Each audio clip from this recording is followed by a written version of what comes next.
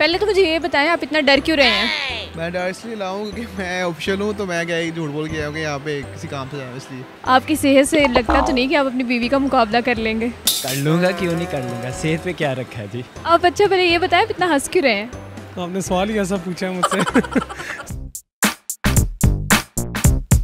अस्सलाम वालेकुम। उर्दू पॉइंट के साथ मैं हूं आपकी मेज़बान सजिल बशीर और मैं मौजूद हूं इस वक्त अमाना मॉल में। आज का मेरा सवाल ये है कि आपकी अम्मी और आपकी बीवी डूब रही हैं, सबसे पहले आप किसको बचाएंगे? मुझे बताएं कमेंट्स में, मैं जानती हूँ लोगों से। मेरा सवाल आपसे ये है कि आपकी अम्मी और आपकी बीवी डूब रही हैं, सबसे पहले आप किनको बचाएंगे? It's a tough question but I think दोनों को बचाऊँगा। दोनों को कैसे बचाएंगे? एक को बचाना है सबसे पहले।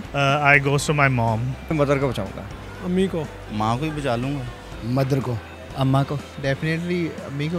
बीवी क्यों नहीं? बीवी के साथ इतना वक्त नहीं गुजरा जितना माँ के साथ गुजरा है। बीवी तो अभी नई आई है, मदर ने जवान किया, पाला है, पोसा है। बीवी इसलिए नहीं क्योंकि ऑब्वियसली मॉम जो है उन्होंने ही सेलेक्ट किया था वाइफ को, तो अगर वाइफ डूब भी जाती है तो अगर मैं अम्मी को बचा लूँगा तो जो जन्नत है वो तो माँ के कदमों के नीचे ही है ना, तो वो दूसरी ले आएंगी। बीवी तो फिर मिल जाएगी, अम्मा तो नहीं मिलेगी ना। सबसे पहले मदर खा के। माँ का दर्जा पहले है बीवी से। बेशक आपकी बात बिल्कुल ठीक है, लेकिन बीवी क्यों नहीं? अम्मी डूब रही होगी तो बीवी की वजह से ही डूब रही होगी, इस वजह से अम्मी को बोला। आप इतने यकीन से कैसे कह सकते हैं? क्योंकि वो अम्मी उसके साथ गई हैं तो उसको चाहिए ना माँ के लुक आफ्टर करना है, तो वो नहीं करेगी तो यही वजह होगी। बाकी की ज़िंदगी फिर बीवी के बगैर कैसे रहेंगे? नहीं तो बीवी दूसरी मिल जाएगी। अगर दूसरी नहीं मिलती फिर? नहीं, लड़कियां बहुत हैं। मिल जाएगी, माँ दोबारा नहीं मिलेगी। अच्छा, तो फिर आप जो पहली बीवी अगर खुद बच गई तो फिर उसको क्या जवाब देंगे? हाँ, अगर पहली बीवी बच गई तो दैट्स वेल एंड गुड, और फिर यही है कि डूबते को तिनके का सहारा। अच्छा, तो फिर बीवी लड़ेगी नहीं? अगर बीवी को तैरना आता हुआ तैर के बाहर आ गई फिर? लड़ेगी तो उसे बोल दूंगा मैं, मेरी अम्मा ज़्यादा इम्पोर्टेंट है। तो वो तो बेचारी खुद डूब रही है। वो डूब नहीं रही, वो अपनी गलती उसको कहते हैं गड़ा खोदता है कोई तो उसमें गिर जाता है, ये वजह हुई होगी, अदरवाइज नहीं हो सकता ऐसे। लगता है आप बीवी के बहुत खिलाफ हैं। खिलाफ नहीं है, बस थोड़ी लड़कियों की नेचर से वाकिफ हूँ। सर क्या होती है लड़कियों की नेचर? ये जो आपको बता दिया सिंपल। अच्छा, फिर आप ये सोच तो नहीं कह रहे कि बीवी दूसरी आ जाएगी? नो, दिस इज़ नन, वो एक अलग इशू है, मगर जो एक हक है सबसे पहले माँ का है, तो माँ पहले सबसे ज़रूरी है। फिर आप बीवी मर गई तो फिर आप ज़िंदगी अकेले गुजार लेंगे? बीवी मर गई, ये तो अल्लाह ताला का एक निज़ाम है, हर बंदे ने वापस जाना है, ठीक है। उसमें तो जिसका भी कोई वक्त आया वो टल नहीं सकता। अगर माँ का वक्त है, माँ ने भी जाना है, बीवी का वक्त है, बीवी ने जाना है, मेरा वक्त है, मैंने भी जाना है। मेरा आपसे सवाल ये है कि वो कौन सा ऐसा लफ्ज़ है जिसको हम लिख तो सकते हैं मगर पढ़ते नहीं हैं? लिखते हैं पर पढ़ते नहीं हैं। लिखते तो हैं, पढ़ते नहीं हैं। लिखते हैं पर पढ़ते नहीं हैं। लिखते तो हैं पर पढ़ते नहीं। लिख सकते हैं, पढ़ नहीं सकते। ऐसा लफ्ज़ यही हो सकता है। वैसे तो जितने भी लफ्ज़ हैं हम उसको लिखते तो हैं और पढ़ भी सकते हैं। थोड़ा सोचें कौन कौन से ऐसे लफ्ज़ हो सकते हैं?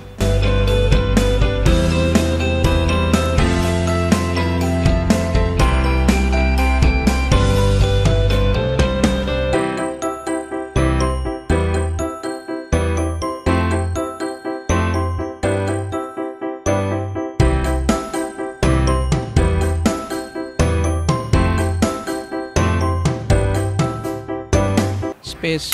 लिखते तो हैं लेकिन पढ़ते नहीं हैं। हाँ जी, खाली जगह को बोलते तो नहीं है ना। नीम। अलीमद्दा।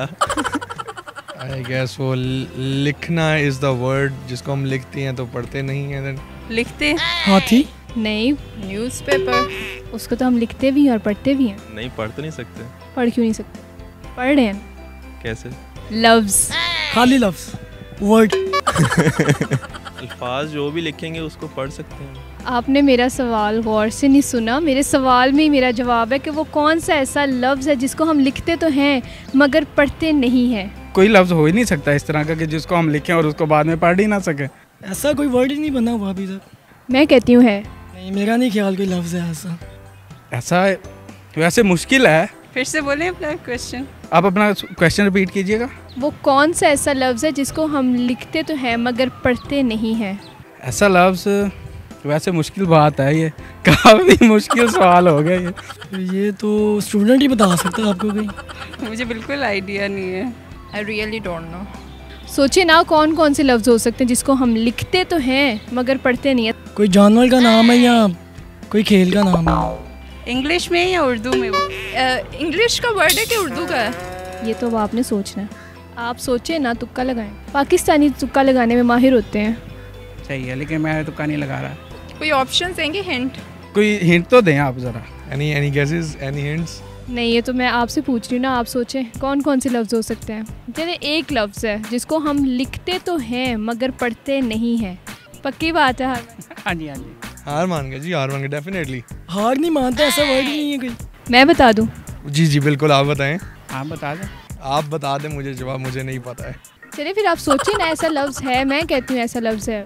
नहीं तो नहीं हो सकता इसमें, नहीं है एक, नहीं को हम लिखते भी हैं पढ़ते भी नहीं हैं। नाज़रीन, ये हमारे प्रोग्राम के पहले कंटेस्टेंट हैं जिन्होंने बिल्कुल सही जवाब दिया है।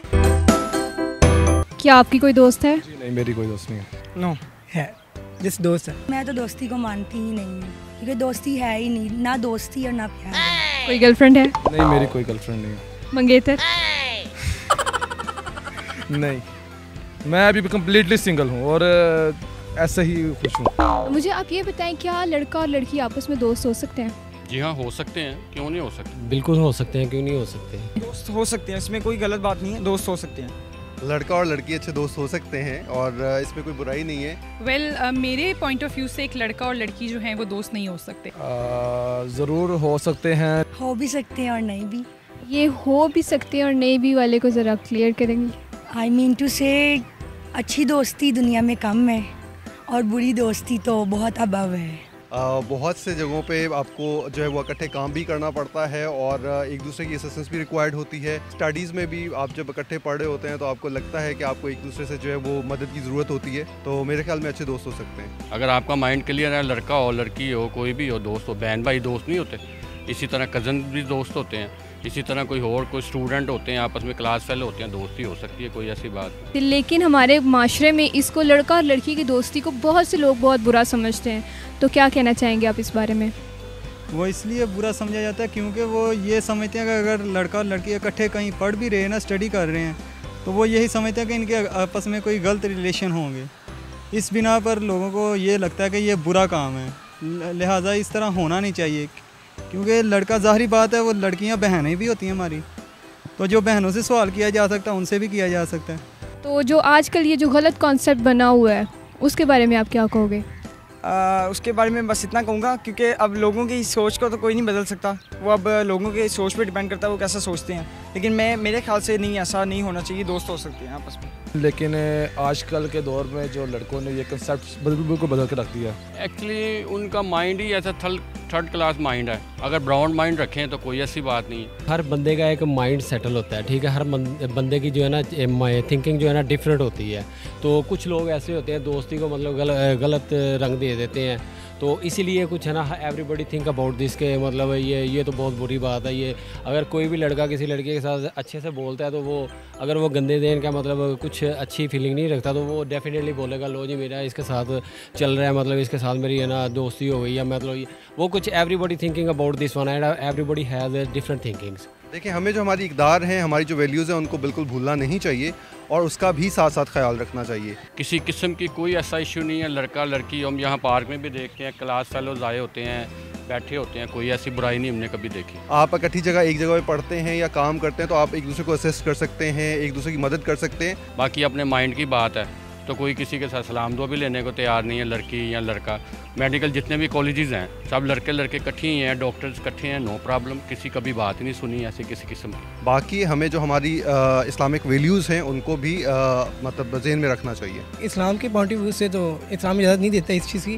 तो मेरे ख्याल से आजकल के दौर में लड़का और लड़की दोस्त नहीं हो सकते, नहीं होनी चाहिए लड़के की और लड़की की दोस्ती।